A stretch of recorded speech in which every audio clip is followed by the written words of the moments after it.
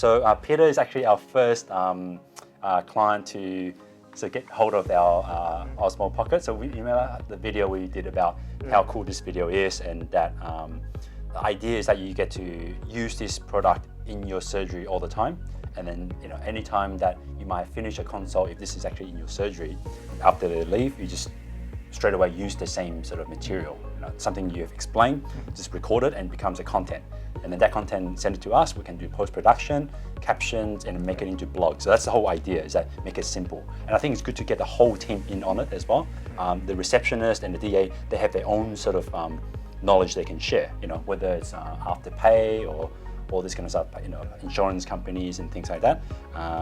Yeah, so that's really cool. The idea is that we wanted to teach you guys how to use this in the practice and how to leverage social media in dental practice. Right, cool. Here you go. Thanks. Do a present. Okay. Osmo Pocket. Yeah.